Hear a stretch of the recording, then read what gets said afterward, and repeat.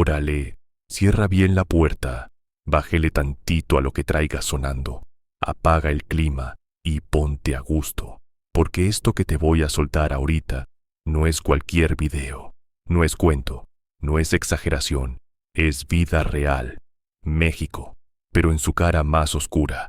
Lo has dicho 1000 veces, a un vendedor insistente, a una llamada desconocida, a un favor que no puedes, a algo que no te conviene. Pero aquí viene lo que casi nadie quiere mirar de frente.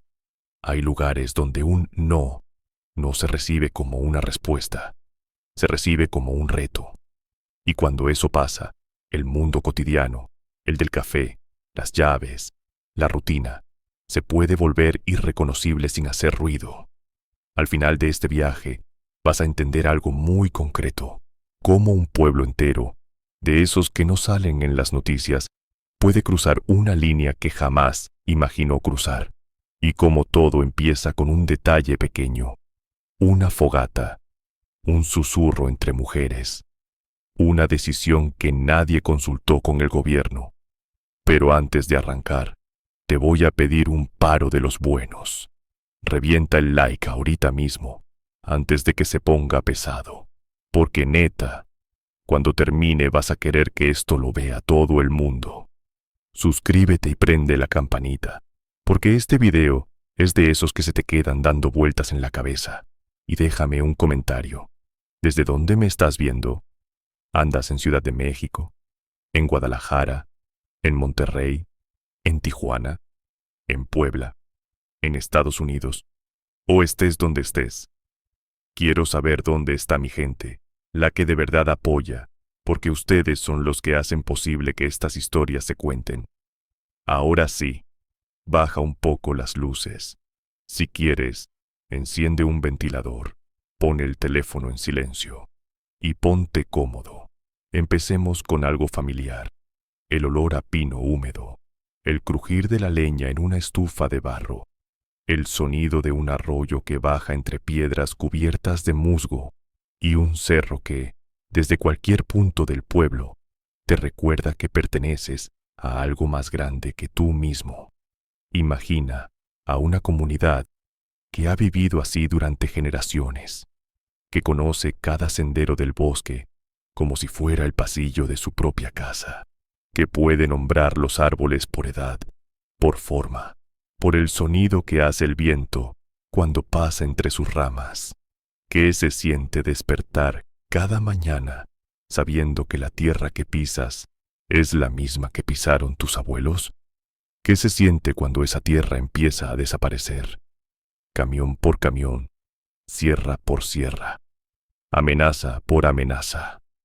¿Cuántas veces puedes ver pasar un tráiler cargado de troncos antes de que algo se quiebre dentro de ti? ¿Cuántas veces puedes bajar la mirada cuando pasan los hombres armados? ¿Cuántas veces puedes guardar silencio mientras el monte que te vio nacer se convierte en un desierto de tocones? Y poco a poco te das cuenta de que esta no es una mañana normal. Los sonidos son los mismos, pero no se sienten igual. El aire huele diferente. El silencio del bosque ya no es paz, es vacío. Y en algún punto, sin que nadie lo anuncie, la paciencia empieza a convertirse en el principio de una historia que no perdona. Cherán no aparece en los mapas turísticos, no tiene playas ni ruinas famosas, pero tiene algo que vale más que el oro para quienes nacieron ahí. 20,000 hectáreas de bosque que respiran con el pueblo desde hace siglos. En la meseta purépecha de Michoacán, a 2,400 metros sobre el nivel del mar, este municipio de 15,000 almas ha construido su identidad alrededor de los árboles. El pino, el encino, el oyamel, no son decoración, son herencia, economía, medicina, espiritualidad. Y cuando alguien toca el bosque, está tocando algo más profundo que la madera. Para entender lo que pasó en abril de 2011, primero tienes que entender qué significa ese bosque para esta gente. no es un recurso natural en el sentido frío de la palabra. Es un abuelo vivo que provee sin pedir nada a cambio. De ahí sale la resina que se vende en los mercados. De ahí sale la leña que calienta las casas en invierno. De ahí sale el agua que baja por los manantiales hasta las cocinas de cada hogar. Cherán está dividido en 4 barrios, cada uno con su propia personalidad, pero unidos por algo invisible, la certeza de que el monte es de todos y de nadie al mismo tiempo. Los niños crecen jugando entre los pinos. Los jóvenes aprenden a trabajar la resina antes de terminar la secundaria. Los viejos conocen cada claro, cada vereda, cada rincón donde el venado baja a beber agua al amanecer. La vida aquí tiene un ritmo distinto. No es el ritmo de la ciudad, donde todo urge y nada permanece. Es un ritmo antiguo, marcado por las estaciones, por las lluvias, por el ciclo eterno de cortar y sembrar, de cosechar y descansar. Un ritmo que parecía indestructible hasta que llegaron los que no entienden de ciclos, los que solo entienden de ganancias. Y entonces, el bosque, ese abuelo silencioso que había protegido al pueblo durante generaciones, empezó a gritar sin que nadie lo escuchara. Los purépechas tienen una forma distinta de ver el territorio. No es propiedad, es pertenencia mutua. La tierra no te pertenece a ti, tú perteneces a la tierra. Por eso Cherán funciona diferente. Las decisiones se toman en asamblea. Los cargos se rotan. El dinero del bosque se reparte. Y cuando alguien del exterior llega queriendo imponer sus reglas, se encuentra con algo que no esperaba. Una comunidad que lleva siglos resistiendo, primero a los españoles, luego a los hacendados, después a los políticos. Esta resistencia no es rebeldía caprichosa, es memoria. Los abuelos cuentan historias de cuando los españoles llegaron buscando plata y encontraron un pueblo que prefirió esconderse en el monte antes que arrodillarse. Cuentan de los hacendados del siglo XIX que quisieron privatizar los bosques comunales y fueron expulsados por la fuerza colectiva de quienes no reconocían más dueño que la comunidad misma. El sistema tradicional purépecha no tiene presidente ni gobernador, tiene asambleas donde cada voz cuenta igual, donde los cargos son servicio y no privilegio, donde la autoridad se gana con trabajo y se pierde con traición. Es un sistema que parece lento, anticuado, ineficiente para los ojos de la modernidad. Pero es un sistema que ha sobrevivido 500 años de conquistas, revoluciones y promesas rotas. Lo que nadie sabía es que el siguiente enemigo no vendría con papeles ni con promesas. Vendría con sierras eléctricas y fusiles de asalto. Vendría a destruir no solo los árboles, sino la forma misma de vivir que esos árboles representaban. Y cuando eso pasara, Cherán tendría que decidir si seguía siendo el pueblo que siempre había sido, o si se dejaba morir en silencio. Hubo un tiempo en que la única amenaza para el bosque era el rayo o el incendio natural. Los comuneros cuidaban el monte como se cuida a un hijo, con paciencia, con límites, con rituales. Se cortaba lo necesario, se replantaba lo cortado, y el ciclo continuaba sin prisa. Las mañanas olían a resina fresca, y las tardes traían el sonido de los pájaros carpinteros. En esos años, los más viejos del pueblo salían al bosque antes del amanecer.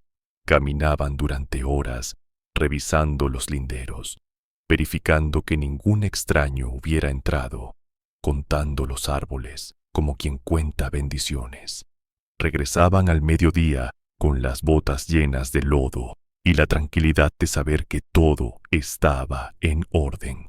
Los jóvenes aprendían el oficio de la resina, cómo hacer los cortes precisos en la corteza del pino, cómo colocar los recipientes para recoger la savia dorada, cómo procesar ese tesoro líquido que después Se vendía en los mercados de toda la región.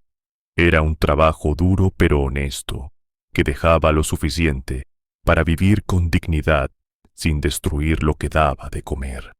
Las fiestas patronales se celebraban con danzas tradicionales bajo los pinos. Los matrimonios se bendecían en claros del bosque, donde la luz del sol atravesaba las copas como si fuera enviada directamente desde arriba. Los muertos se despedían con madera de encino que ardía lenta, llevando el humo hacia el cielo como último mensaje de los que se iban. Nadie imaginaba que ese equilibrio, mantenido durante generaciones, podía romperse en menos de 5 años. Nadie imaginaba que el silencio del bosque pronto sería reemplazado por el rugido de motosierras que trabajaban de noche, sin permiso, sin vergüenza. Porque el mal no siempre llega anunciándose, a veces llega despacio, casi invisible, como una enfermedad que no duele hasta que ya es demasiado tarde. 2008 no empezó con ningún anuncio. No hubo ceremonia ni advertencia. Solo pequeños cambios que, al principio, parecían normales. Camionetas nuevas estacionadas en la entrada del pueblo. Hombres que nadie conocía, preguntando por los caminos del cerro. Ofertas de trabajo que sonaban demasiado bien. 1,000 pesos diarios por manejar una sierra, sin preguntas, sin horario fijo. Los primeros en notar algo raro fueron los viejos, esos que conocían cada cara del pueblo y podían detectar a un extraño a 100 metros de distancia. Empezaron a ver movimientos en el monte a horas inusuales, luces de linternas donde no debía haber nadie, el sonido lejano de motores subiendo por veredas que solo los locales conocían. Algunos jóvenes aceptaron las ofertas de trabajo. Necesitaban el dinero. La crisis económica había golpeado fuerte y las oportunidades eran pocas. No sabían que estaban abriendo una puerta que no se cierra fácil. No sabían que esos 1,000 pesos diarios venían con condiciones que no se mencionaban al principio. Lealtad absoluta, silencio total y la obligación de mirar hacia otro lado cuando las cosas se pusieran feas. Y cuando los primeros troncos empezaron a bajar en tráileres sin placas, ya era demasiado tarde para fingir que no pasaba nada. El bosque estaba siendo saqueado a plena luz del día y nadie hacía nada para detenerlo. Los que preguntaban demasiado recibían visitas incómodas. Los que se quejaban en voz alta dejaban de ser vistos en las calles. Y poco a poco, el miedo se instaló en Cherán como un huésped que nadie había invitado, pero que se negaba a irse. No llegaron presentándose como criminales. Nunca lo hacen. Primero fueron los intermediarios, empresarios de la madera que ofrecían precios imposibles, permisos que supuestamente ya estaban arreglados, contactos en el gobierno que garantizaban protección, sonrisas amplias, apretones de mano, promesas de prosperidad compartida. Pero detrás de esas sonrisas había algo más oscuro. La familia michoacana, uno de los cárteles más violentos de la época, había descubierto que la tala ilegal dejaba ganancias millonarias con menos riesgo que la droga. Un solo tráiler de madera podía valer 100,000 pesos en el mercado negro. Y Cherán tenía 20,000 hectáreas esperando. Para ellos, el bosque era un cajero automático sin vigilancia. El cártel operaba con una lógica empresarial despiadada. Primero controlaban a los talamontes locales, obligándolos a trabajar para ellos o destruyéndolos si se negaban. Después, controlaban las rutas de salida, cobrando cuota a cada camión que bajaba del monte. Finalmente controlaban a las autoridades, comprando policías, presidentes municipales, funcionarios forestales. En menos de 2 años, habían construido una red tan extensa que parecía imposible de derribar. Tenían ojos en cada esquina, informantes en cada barrio, armas escondidas en cada comunidad cercana. Y lo más aterrador, tenían la certeza absoluta de que nadie se atrevería a enfrentarlos, porque eso era lo que habían aprendido en otros pueblos. La gente protesta, la gente se queja, la gente llora a sus muertos, pero al final, la gente siempre termina cediendo.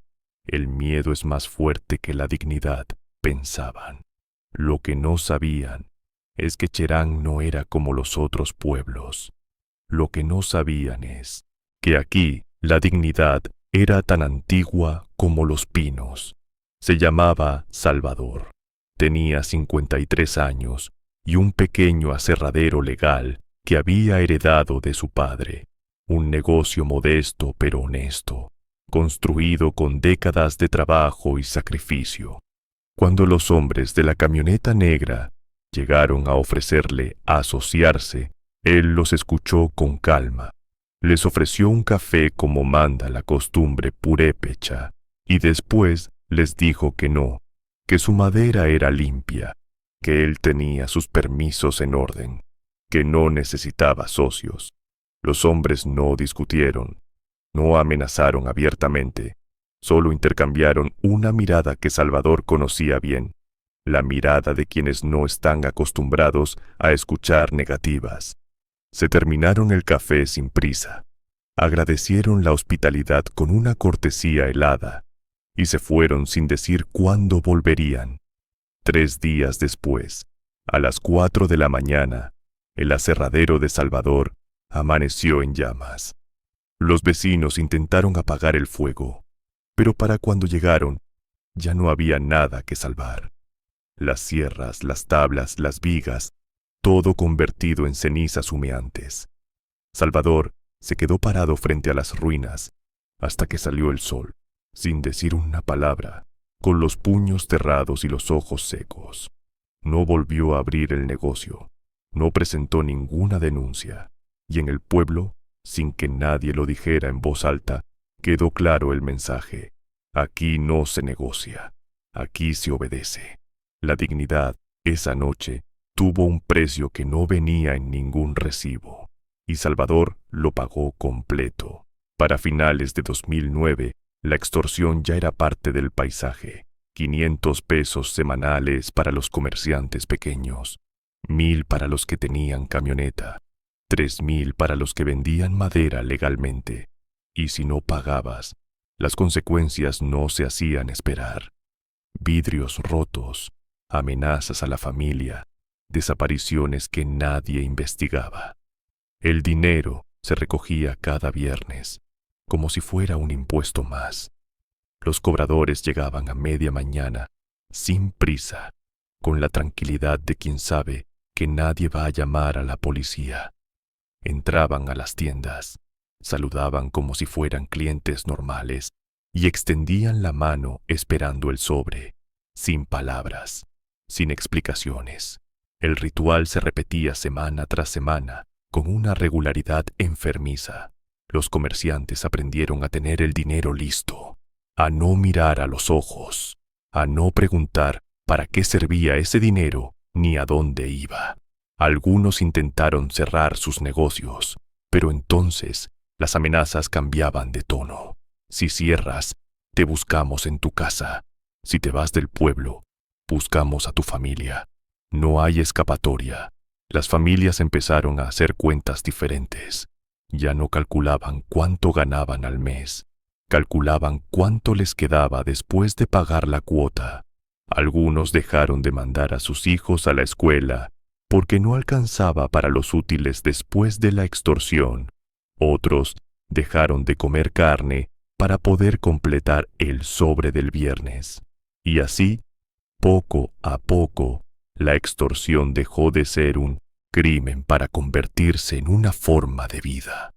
Una normalidad perversa que nadie había elegido, pero que todos aceptaban en silencio. Porque el miedo tiene esa capacidad terrible, convertir lo inaceptable en cotidiano.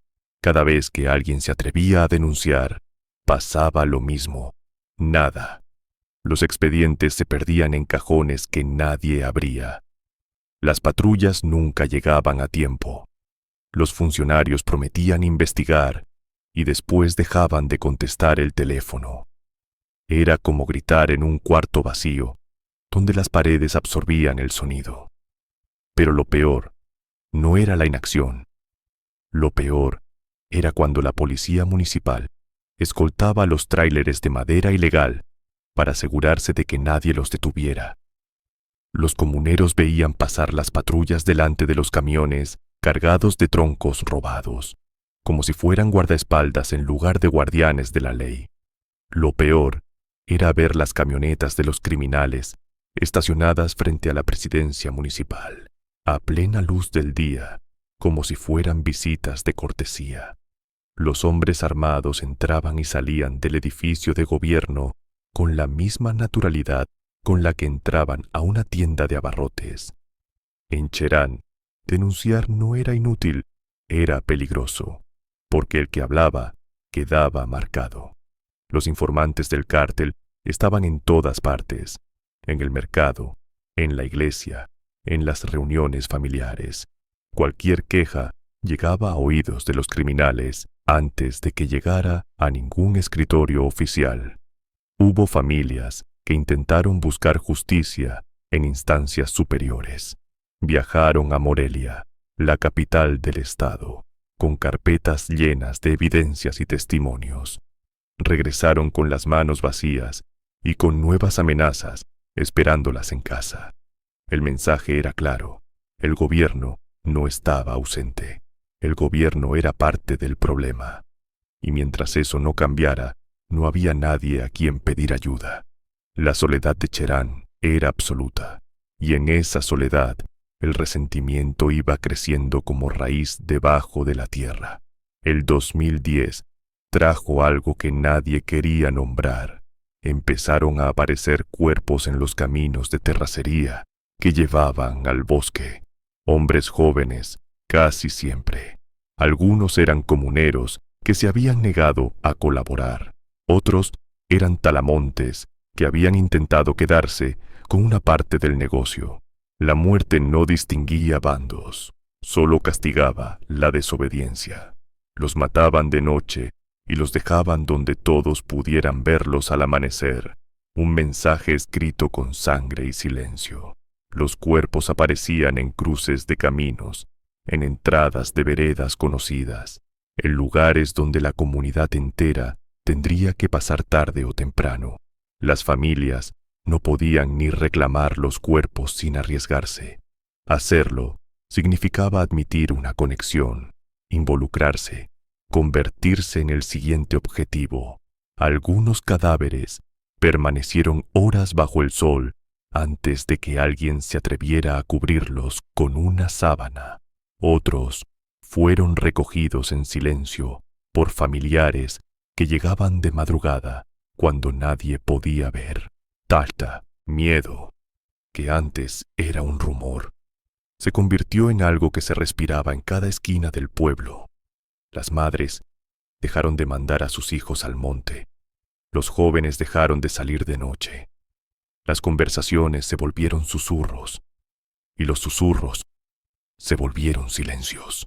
Cherán se estaba muriendo por dentro, no de un golpe súbito, sino de una hemorragia lenta que nadie sabía cómo detener, y cada cuerpo que aparecía en el camino era un recordatorio.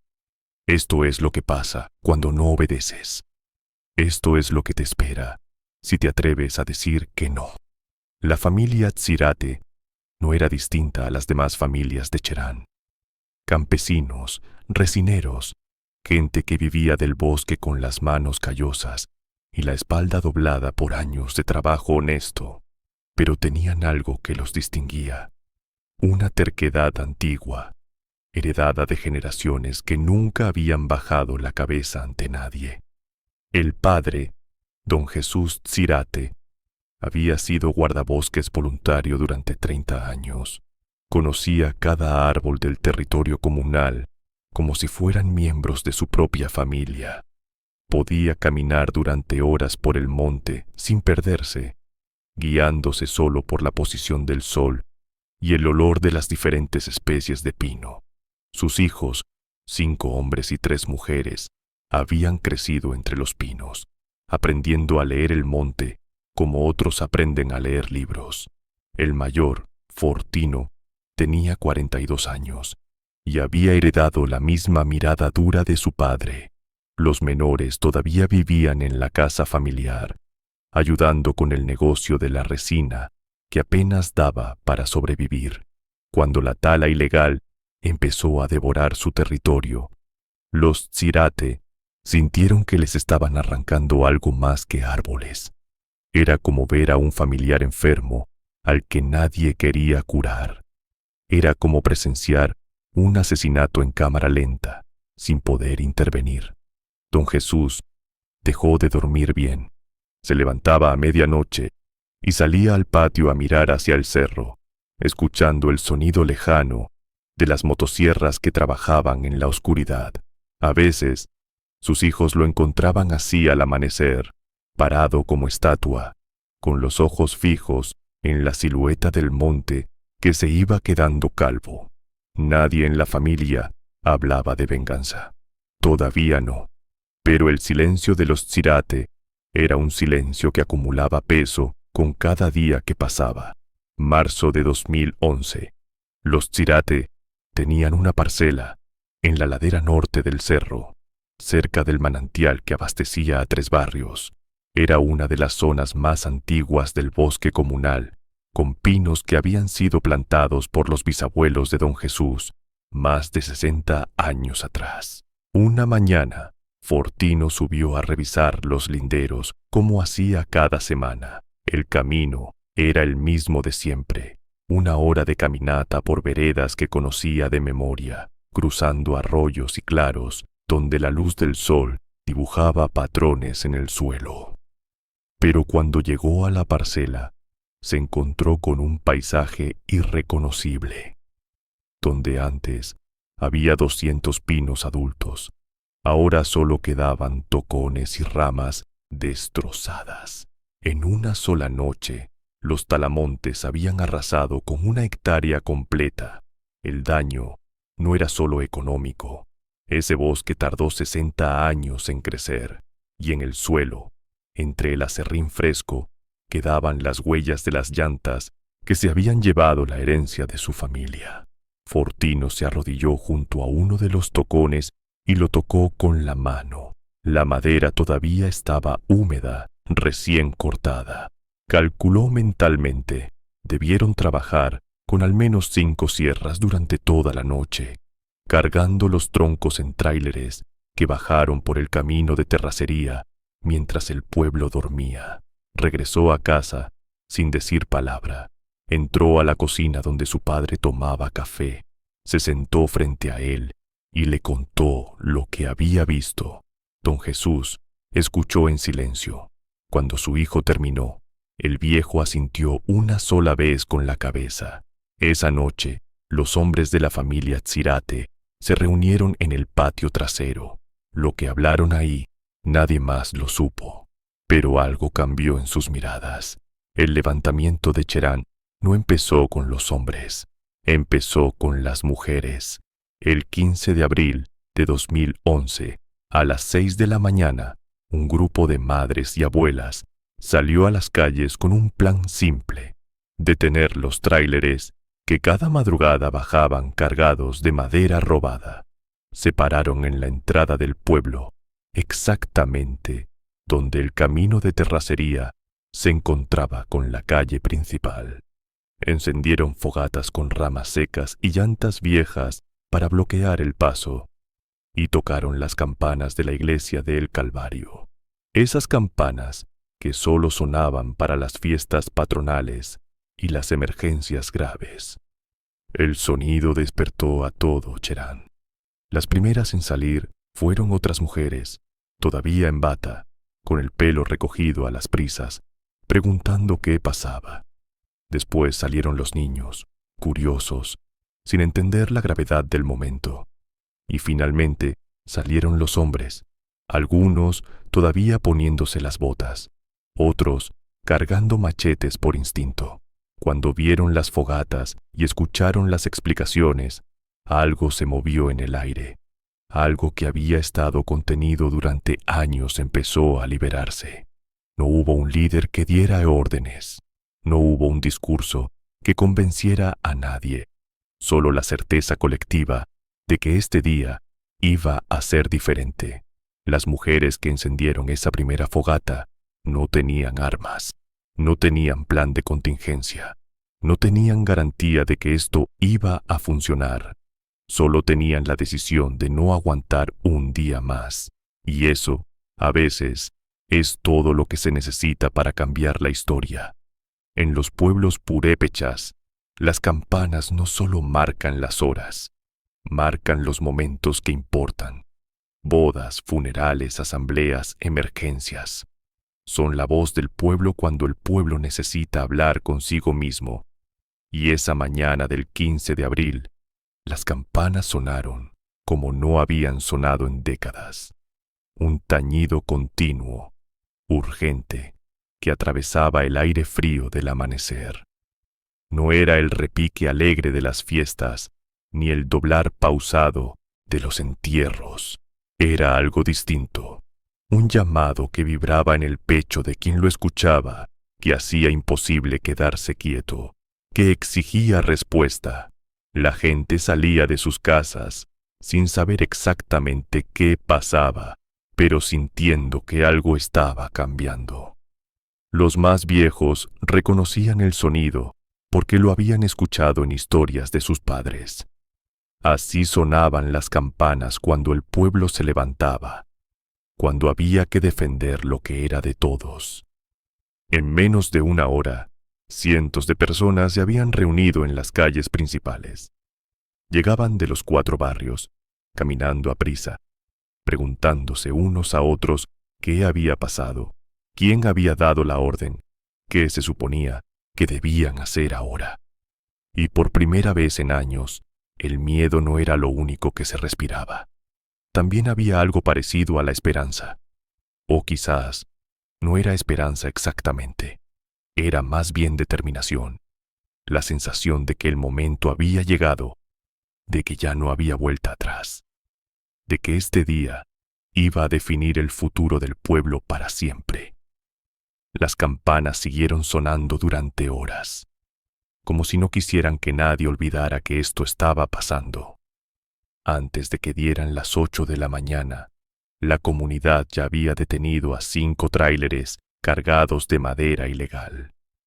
Los conductores intentaron huir cuando vieron las barricadas, pero no había escapatoria. Las fogatas bloqueaban la calle principal y grupos de comuneros habían cerrado las salidas laterales con camionetas atravesadas y montones de piedras. Los bajaron de las cabinas sin violencia, pero con una firmeza que no dejaba lugar a negociaciones. Manos callosas de campesino, sujetando brazos de hombres que no estaban acostumbrados a recibir órdenes. Miradas duras de abuelas que habían visto demasiado como para sentir lástima. Les quitaron los teléfonos, las llaves, los radios de comunicación. Revisaron las cabinas y encontraron lo que esperaban. Armas cortas escondidas bajo los asientos, fajos de billetes en las guanteras, listas con nombres y direcciones de comuneros que debían cuotas. Los encerraron en una bodega improvisada, una antigua construcción de adobe que servía para guardar herramientas agrícolas. Los custodiaban hombres y mujeres que apenas unas horas antes eran comerciantes, campesinos, amas de casa, gente común que nunca había imaginado estar en esta situación. La justicia, esa mañana, no llevaba uniforme, no tenía credenciales ni protocolos, solo tenía la autoridad que da la razón y la fuerza que da el número. Los talamontes detenidos miraban a sus captores con una mezcla de sorpresa y desprecio. Todavía no entendían lo que estaba pasando. Todavía creían que esto era un berrinche pasajero que se resolvería con una llamada a las personas correctas. No sabían que las reglas acababan de cambiar. Alguien sugirió llamar a las autoridades. Era lo lógico, lo que se supone que debe hacerse cuando detienes a presuntos criminales. Avisar que habían capturado a los talamontes. Pedir apoyo. Entregar a los detenidos para que la justicia siguiera su curso. Pero la propuesta murió en el aire antes de terminar de pronunciarse. Todos sabían lo que pasaría si llamaban a la policía. Llegarían las patrullas con las sirenas apagadas. Los comandantes saludarían a los talamontes como viejos conocidos. Revisarían papeles que nadie leería. Y al final, los detenidos saldrían libres con una sonrisa burlona, mientras los comuneros que se atrevieron a detenerlos recibirían visitas incómodas en los días siguientes.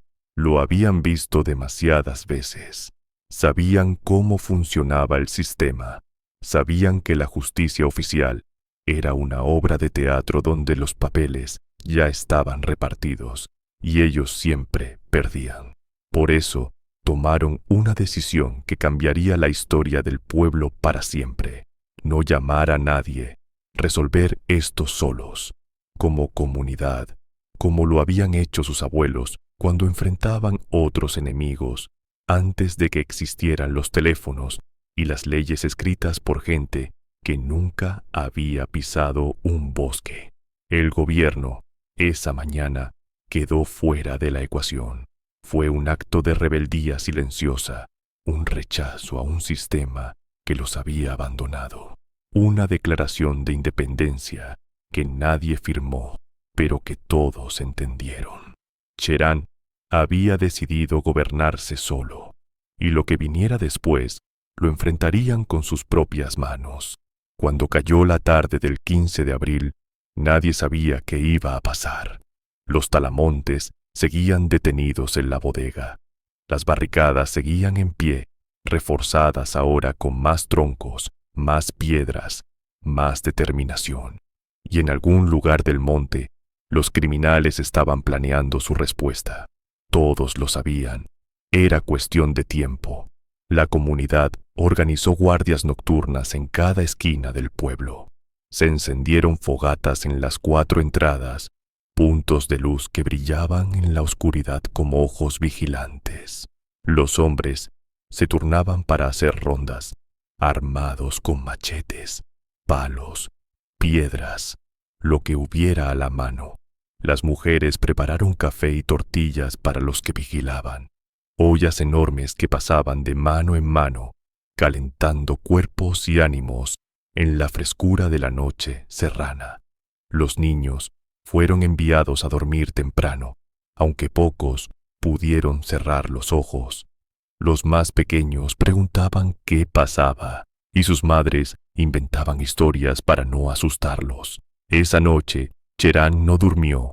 El pueblo entero estaba despierto, esperando, escuchando cada ruido, cada motor lejano, cada ladrido de perro que podía significar algo. En la oscuridad, las horas se estiraban como si el tiempo mismo estuviera conteniendo la respiración. Cada minuto era una pequeña victoria, otro minuto sin ataque, otro minuto de resistencia sostenida. Pero todos sabían que la calma no iba a durar. Los criminales no iban a aceptar esta humillación sin responder. La pregunta no era si vendrían, sino cuándo. Llegaron pasada la medianoche. 15 hombres armados en 3 camionetas, bajando por el camino de terracería que venía del bosque.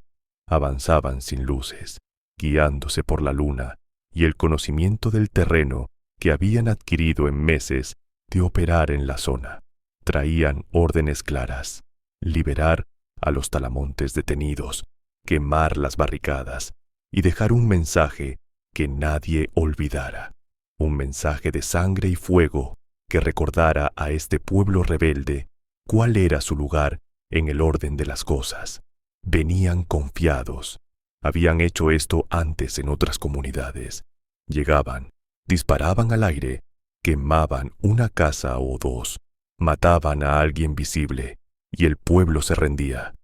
Era una fórmula probada que nunca fallaba. Lo que no esperaban era encontrar un pueblo despierto, organizado, y dispuesto a todo. Cuando las camionetas se acercaron a la primera barricada, los faros iluminaron algo que los hizo frenar en seco. No era la fogata lo que los sorprendió, era lo que había detrás de la fogata. Cientos de personas formando una muralla humana, hombres y mujeres parados hombro con hombro, armados con machetes, piedras, palos, herramientas de labranza. Y en sus ojos no había miedo, había algo más peligroso: determinación. Los sicarios intercambiaron miradas. Esto no estaba en el plan, esto no se parecía a nada que hubieran enfrentado antes, pero ya era demasiado tarde para retroceder. La trampa estaba cerrada. No hubo un general dando órdenes, no hubo un estratega dibujando mapas en una mesa de guerra. Lo que pasó esa noche fue algo más primitivo y más poderoso: instinto de supervivencia colectivo, 1000 años de resistencia purépecha, despertando al mismo tiempo en cientos de cuerpos. Cuando los sicarios intentaron avanzar, la comunidad no retrocedió. Desde los techos de las casas llovieron piedras del tamaño de puños. Desde los callejones salieron grupos que cortaron la retirada, bloqueando el camino de regreso al monte. Los cohetones que normalmente se usaban en las fiestas patronales se convirtieron en armas improvisadas, estallando cerca de las camionetas con un estruendo ensordecedor. Y en medio del caos, los tzirate, padre e hijos, lideraban uno de los flancos. Don Jesús, a sus 73 años, gritaba instrucciones en purépecha, esa lengua antigua que los criminales no podían entender. Sus hijos se movían entre las sombras con la agilidad de quienes conocen cada piedra del camino. La ventaja del terreno era total. Los comuneros sabían dónde estaba cada callejón, cada atajo, cada rincón oscuro donde esconderse o atacar. Los sicarios, acostumbrados a operar en espacios abiertos contra víctimas indefensas, se encontraron perdidos en un laberinto de calles estrechas, donde el enemigo estaba en todas partes y en ninguna. Las camionetas intentaron retroceder, pero las llantas patinaban en el lodo. Los disparos al aire, que debían causar terror, solo servían para revelar posiciones, y con cada minuto que pasaba, el cerco se estrechaba más. En algún punto de la madrugada, quizás hacia las 3 o las 4, los sicarios se dieron cuenta de que estaban perdiendo. No era una batalla, era una cacería, y ellos eran las presas. Varios de sus compañeros ya habían caído, heridos o peor. Las camionetas estaban volcadas, inutilizadas, algunas empezando a arder por los cohetones que habían impactado en los tanques de gasolina. Y la comunidad no mostraba señales de cansancio ni de retroceso. Al contrario, con cada hora que pasaba, llegaba más gente de los barrios lejanos, sumándose a la resistencia. Fue entonces cuando los sobrevivientes intentaron huir hacia el monte, buscando refugio en la oscuridad del bosque, que conocían menos que sus perseguidores. Creyeron que en el cerro podrían esconderse, reagruparse, pedir refuerzos por radio. Error fatal. Los comuneros los siguieron como cazadores, siguiendo a una presa herida. Conocían cada vereda, cada barranca, cada cueva donde alguien podría intentar ocultarse. Y en las horas siguientes, uno por uno, los 15 sicarios fueron neutralizados. Algunos cayeron en los enfrentamientos, otros fueron capturados mientras intentaban esconderse entre los árboles. Ninguno logró escapar. Ninguno logró enviar un mensaje de auxilio. Ninguno volvió a ver el amanecer como hombre libre. Cherán había ganado. Pero la noche todavía no terminaba. Esta parte de la historia tiene versiones que se contradicen. Lo que está confirmado es que la comunidad no entregó los cuerpos a las autoridades. No hubo llamadas a la policía, no hubo ambulancias, no hubo reportes oficiales de lo sucedido esa noche. Lo que está en investigación es exactamente qué pasó con los restos de los sicarios. Algunos testimonios hablan de entierros profundos en claros del bosque que solo los más viejos conocen. Otros mencionan cremaciones improvisadas en fogatas alejadas del pueblo. Hay quienes dicen que los cuerpos fueron llevados a territorios de comunidades vecinas para que la responsabilidad quedara diluida. Otros simplemente se niegan a hablar del tema, cambiando la conversación con una incomodidad que dice más que las palabras. Lo que nadie niega es que esa noche Cherán envió un mensaje que resonó en todo Michoacán. Un mensaje sin palabras, pero perfectamente claro. Aquí los criminales no reciben funerales. Aquí no hay tumbas que visitar, ni cuerpos que reclamar. Aquí desaparecen como si nunca hubieran existido. Y ese silencio, esa ausencia absoluta, resultó más aterrador para los cárteles que cualquier declaración pública o cualquier video de amenaza, porque cuando matas a alguien y su cuerpo aparece, el enemigo puede vengarse, puede hacer un funeral, puede convertir al muerto en mártir, pero cuando alguien simplemente desaparece, sin rastro, sin explicación, sin certeza, el miedo se multiplica.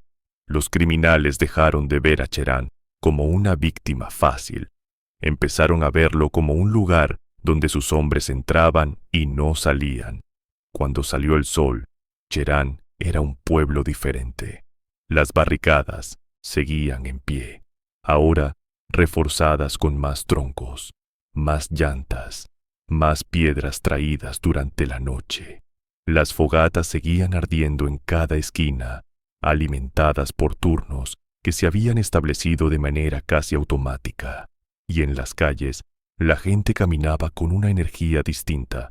No era alegría, no exactamente. Había cuerpos cansados, ojos enrojecidos por la falta de sueño, manos adoloridas de empuñar herramientas toda la noche. Pero tampoco era el miedo de antes. Era algo intermedio, algo nuevo, algo parecido a la dignidad recuperada.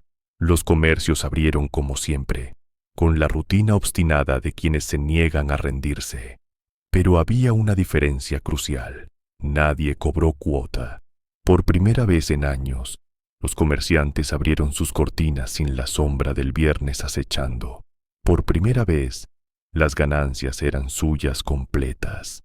Los tráileres de madera no aparecieron ese día, ni los siguientes. El camino al bosque quedó vacío, como si el monte mismo estuviera respirando aliviado después de años de saqueo. Y en la asamblea que se convocó esa tarde, con cientos de personas reunidas en la plaza principal, se tomó una decisión histórica que cambiaría el futuro del pueblo. Cherán iba a gobernarse solo, sin partidos políticos, sin policía externa, sin intermediarios que hubieran demostrado su inutilidad o su complicidad. El sistema tradicional purépecha, ese que había sobrevivido siglos de conquistas, volvía a tomar el control. Una semana después del levantamiento, la comunidad hizo algo que parecía imposible. Expulsó a toda la estructura de gobierno municipal. El presidente, los regidores, los funcionarios, la policía. Todos fueron sacados del pueblo con instrucciones claras. No regresar. No hubo violencia en la expulsión. No fue necesaria. Los funcionarios entendieron el mensaje cuando vieron a cientos de personas esperándolos afuera de la presidencia municipal, en silencio, con los brazos cruzados y la mirada fija. No hubo gritos ni amenazas, solo la presencia abrumadora de una comunidad unida que ya no los reconocía como autoridad. Las oficinas de gobierno fueron cerradas y selladas. Las patrullas municipales fueron devueltas al Estado con una nota simple: ya no las necesitamos. Los sellos oficiales, los documentos, todo el aparato burocrático quedó suspendido mientras la comunidad decidía qué hacer, y en su lugar Cherán creó un sistema propio basado en los usos y costumbres purépechas, un consejo mayor de 12 integrantes, 3 por cada barrio, elegidos por asamblea comunitaria, mandatos rotativos que evitaban la acumulación de poder, rendición de cuentas pública donde cualquier vecino podía cuestionar las decisiones. La democracia de partidos había fracasado estrepitosamente. La democracia comunitaria estaba naciendo de sus cenizas. Era un experimento sin garantías. Nadie sabía si iba a funcionar, pero después de lo que habían vivido, los habitantes de Cherán preferían el riesgo de gobernarse solos al fracaso, seguro de confiar en quienes los habían traicionado. Pasaron semanas, meses, años, y las fogatas seguían ardiendo en las esquinas de Cherán. Lo que empezó como una medida de emergencia se convirtió en símbolo. Cada fogata era atendida por turnos, día y noche, por vecinos del barrio correspondiente. Rotaciones de 4 o 5 personas que se relevaban cada pocas horas, manteniendo viva la llama y vigilando la entrada de extraños. Alrededor del fuego se tomaba café negro y fuerte, preparado en ollas de peltre ennegrecidas por el uso. Se contaban historias del levantamiento, cada vez más pulidas y legendarias con el paso del tiempo. Se vigilaban los movimientos de cualquier vehículo desconocido que se acercara demasiado. Los niños crecieron viendo esas llamas como algo normal, como parte del paisaje cotidiano de su pueblo. Aprendieron a reconocer las fogatas de cada barrio, a saludar a los vigías cuando pasaban camino a la escuela, a entender que ese fuego representaba algo más que calor. Los ancianos decían que las fogatas les recordaban a otros tiempos, cuando la comunidad era lo primero, y cada quien cuidaba de su vecino, sin que nadie tuviera que pedirlo.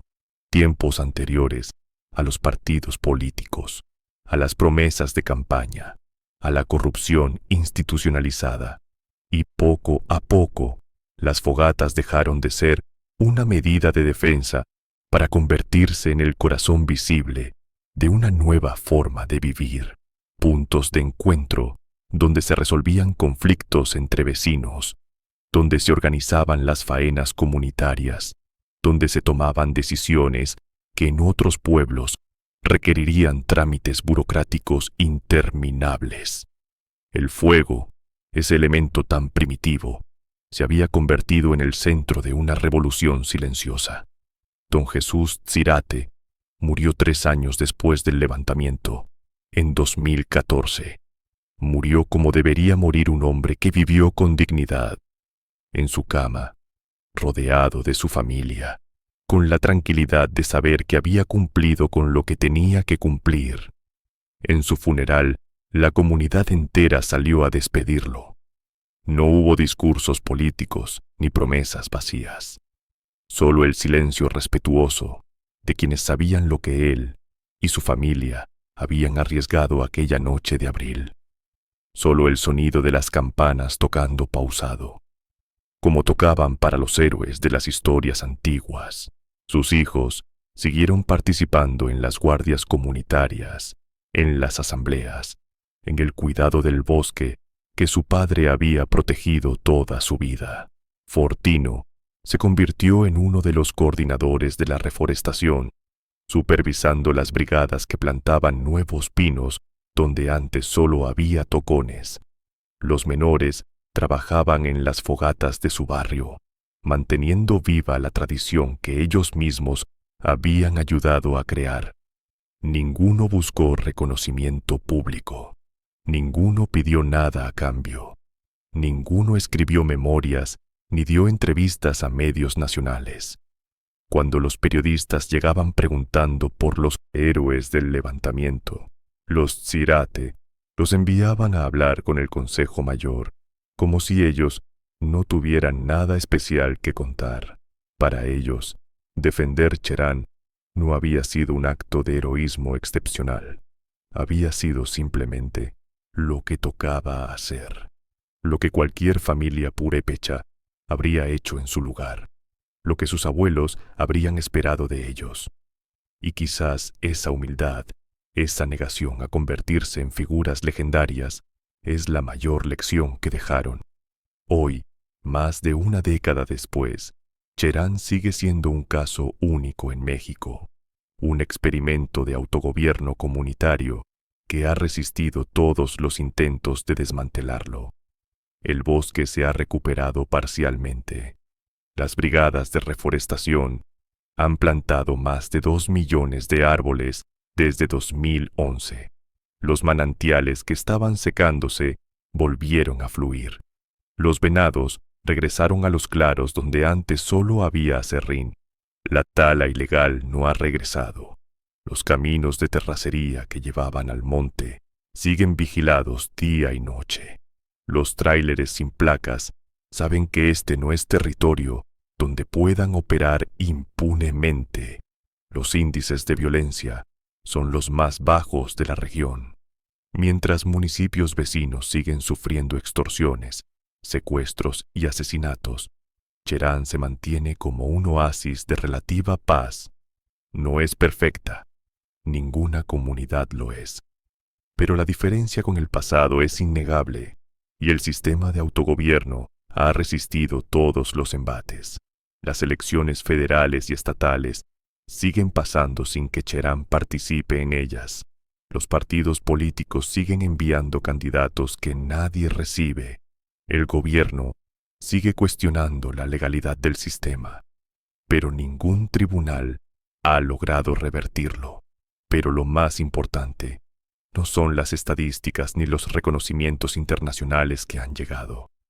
Lo más importante es lo que representa, la prueba viviente de que una comunidad organizada, sin armas sofisticadas, sin apoyo gubernamental, sin nada más que su propia determinación colectiva, puede enfrentar al crimen organizado y ganar.